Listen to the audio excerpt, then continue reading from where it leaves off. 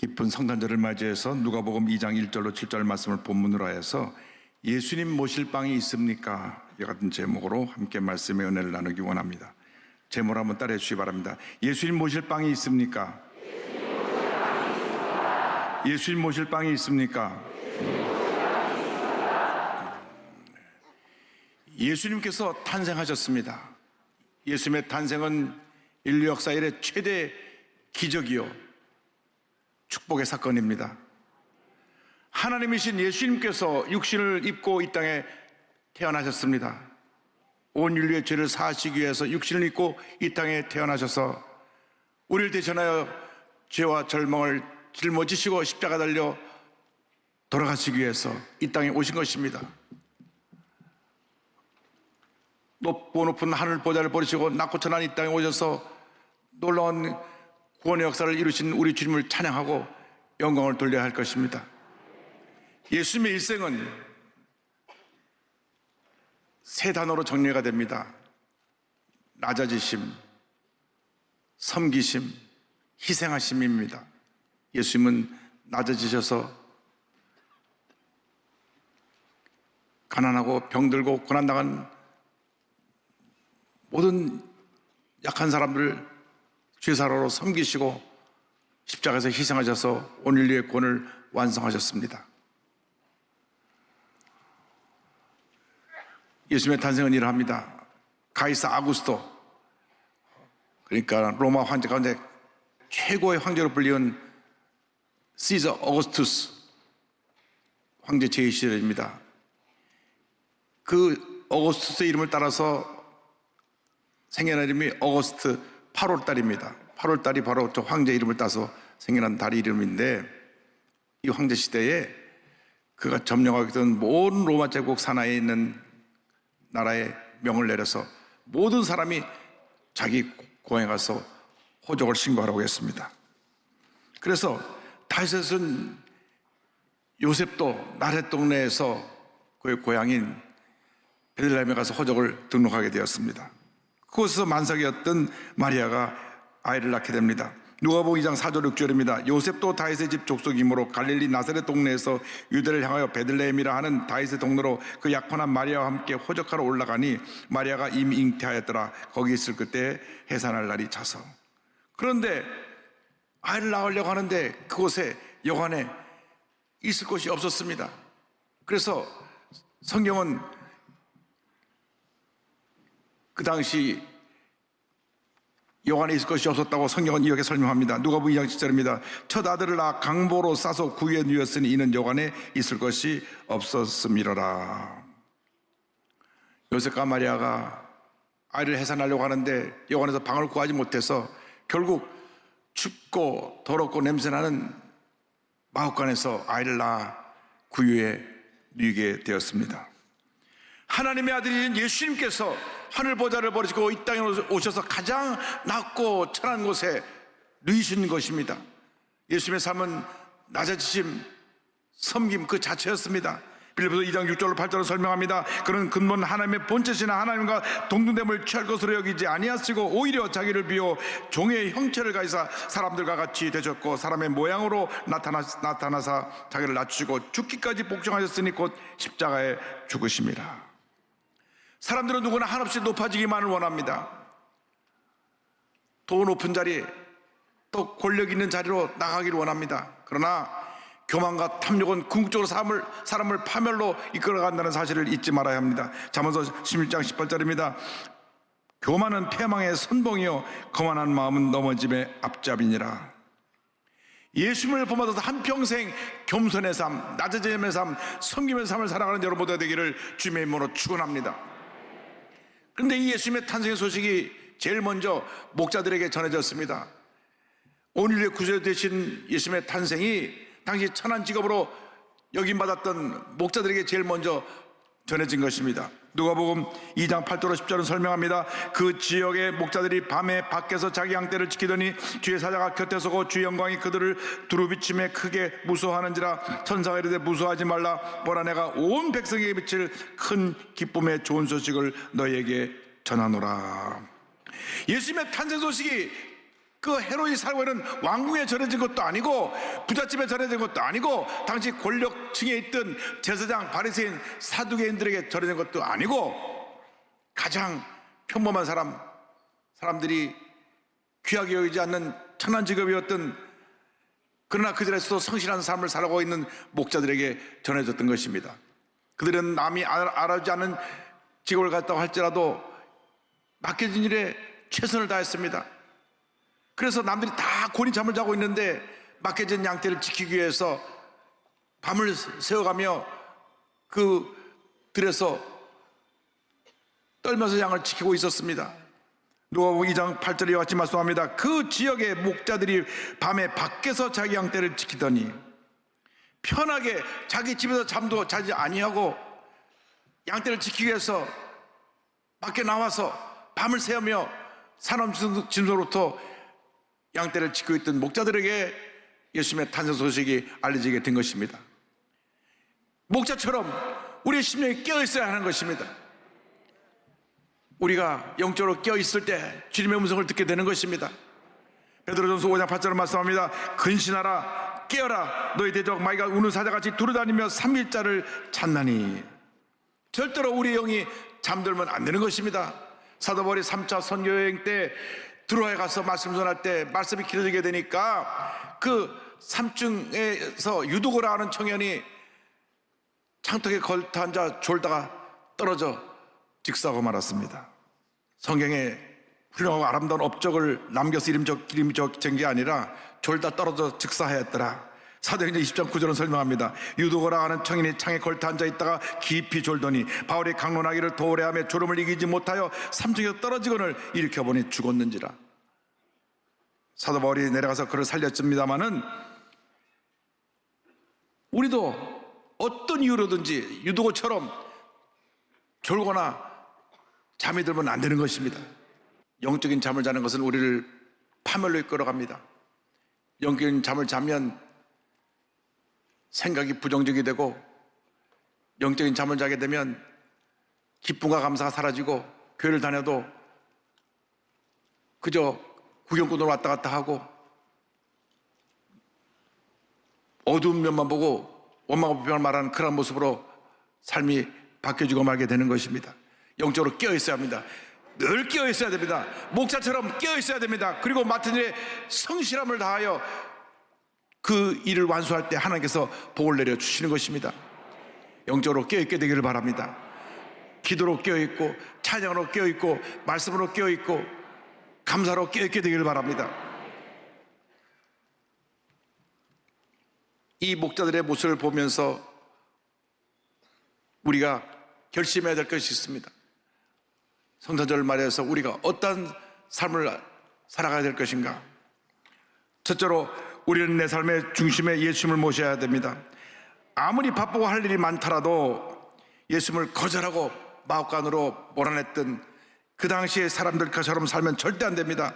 어떤 경우에도 어떤 상황에도 내 삶의 중심에 예수님을 모셔야 되는 것입니다. 내 삶의 첫 번째 순서에 예수님을 모셔야 되는 것입니다. 사람들이 바쁘다고, 사람들이 높아졌다고, 사람들이 여러 가지로 많은 일이 앞에 놓였다고 해서 예수를 처음 뵀을 때 받았던 그 은혜와 감격을 잃어버리고 첫사랑을 잃어버리고 예수님을 뒷전에 두고 그저 일에 취하여 삽니다. 내 삶의 중심에 예수님이 계시지 않고 내가 자리를 잡고 있는 것입니다.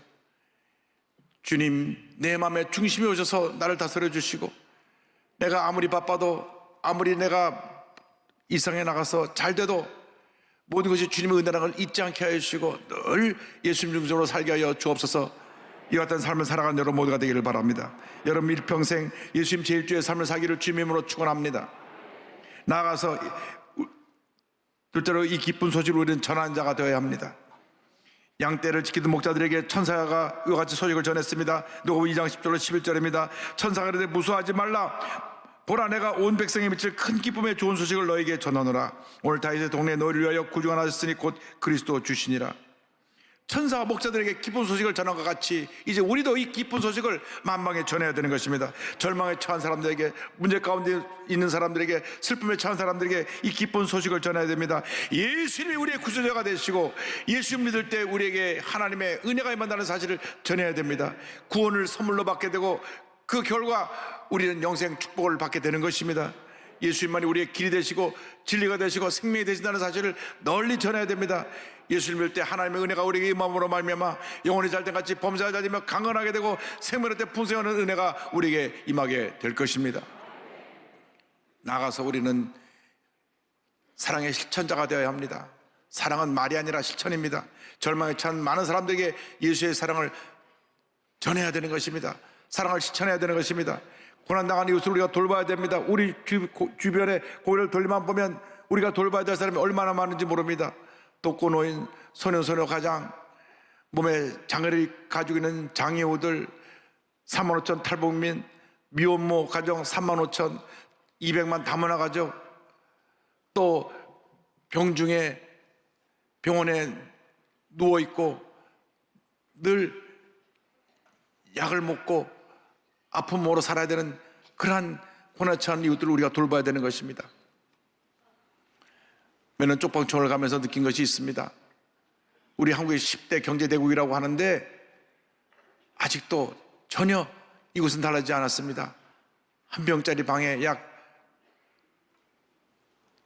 서울역 뒤에 힐튼 호텔 옆에 400세대가 살고 있는데 한 달 월세가 25만 원이라고 합니다.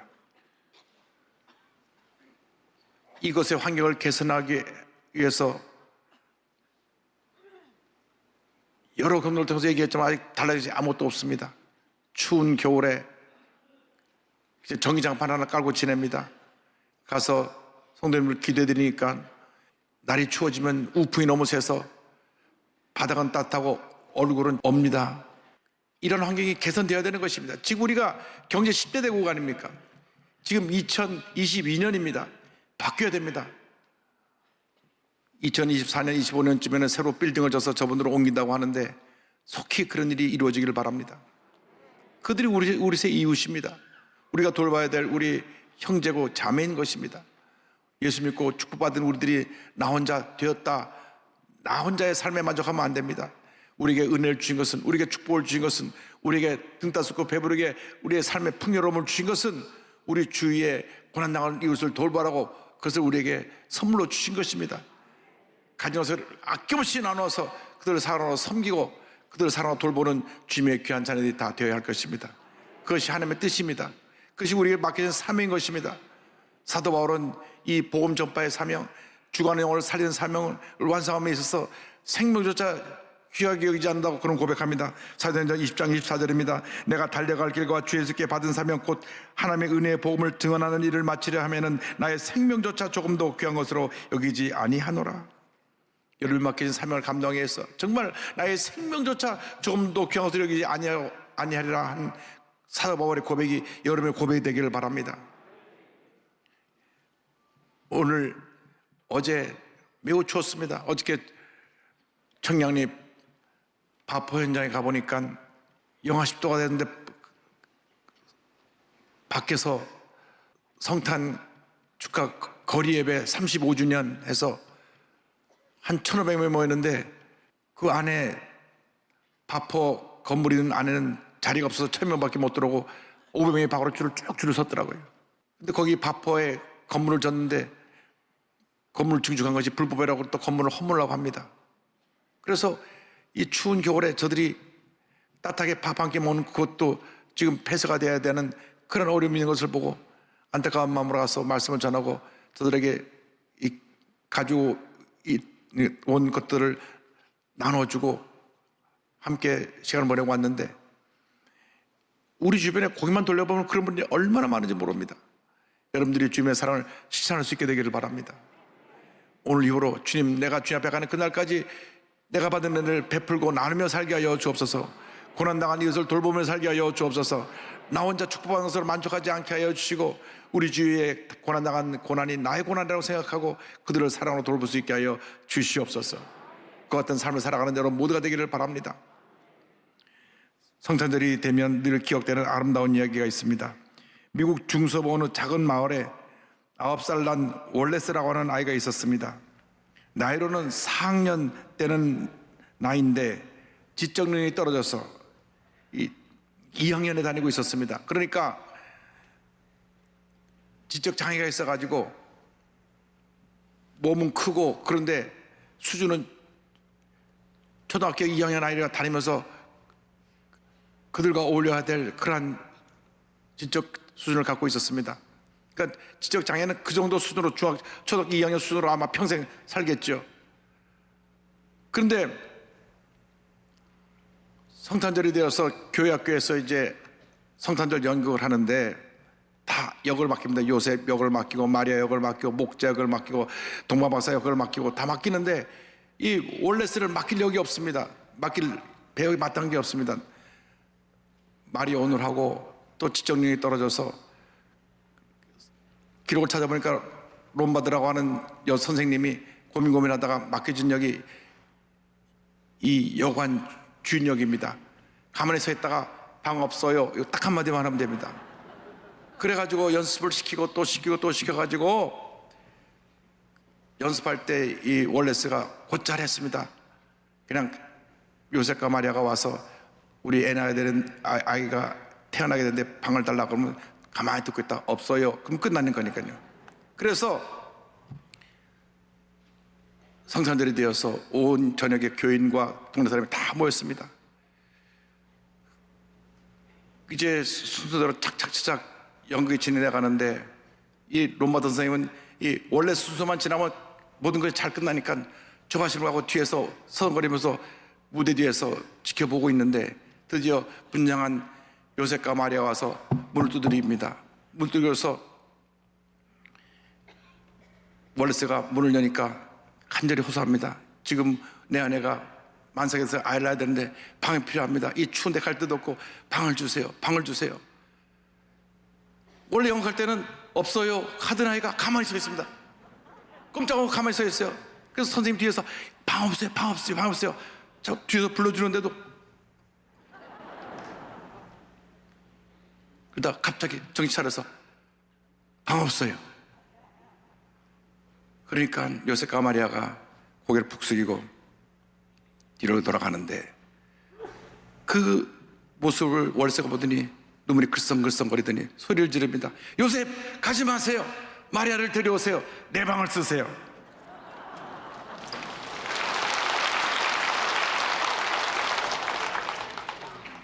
연극은 엉망이 되었지만 그 연극을 지켜본 모든 어른들이 다 눈물을 흘렸습니다.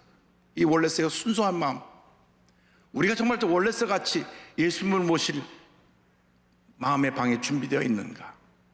이 연극은 실제로 미국에서 일어났던 일로 1977년 가이드 포스트 다이제스트와 다이제스트 등 월간지를 통해서 월레스의 성탄절이란 칼럼으로 소개되었고 우리나라에서도 1980년부터 매년 12월에 크리스마스가 다가오면 교회뿐만 아니라 일반 문화계에서도 빈방이 있습니까? 하는 연극이 공연되고 있습니다. 2020년 성탄절에 만약 우리에게 주님 오셔서 빈방이 있습니까? 물어볼 때 우리는 어떻게 대답할 것입니까? 여러분 마음에 예수를 모실 자리가 준비되어 있습니까? 여러분 마음속에 여러분의 탐욕, 이기주의, 교만, 고집이 가득 차서 예수님 모실 어느 한 공간도 없는 그런 모습 살고 있지 않습니까? 그저 내 살기 바빠서, 그저 돈 벌기 바빠서, 그저 세상으로 나와서 높은 자리에 가기 위해서 그러한 세상의 명예인기가 가득 차서 주님 모실 자리가 없는 그런 삶을 살고 있지 않은지, 어떻게 보면 나라고 하는 우상이 나의 마음을 딱 자리 잡아서 예수님 모실 자리가 없는 그런 삶을 살고 있지 않은지 우리 자신을 들어보기를 원합니다. 월레스는 초등학교 2학년밖에 안 되는 그런 지적 능력으로 머물러 있었지만은 순수하게 정말 주님을 사랑해서 연극임에도 불구하고 주님을 사랑하는 마음으로 요셉과 마리아를 붙잡았습니다. 여러분이 오늘 예수님이 여러분 마음에 문을 두드릴 때 주님 내 마음의 중심에 오셔서 나의 주인이 되어주시고 나의 인생 인도하여 주시옵소서. 주님 앞에 여러분 삶을 맡기는 주님의 귀한 자녀가 다 되기를 주님의 이름으로 축원합니다. 예수님께서 이 땅에 오신 진정한 낮아짐의 뜻이 무엇이고 섬김의 뜻이 무엇이고 희생의 뜻이 무엇인지를 깊이 생각하는 귀한 성찬절 되기를 주님으로 축원합니다.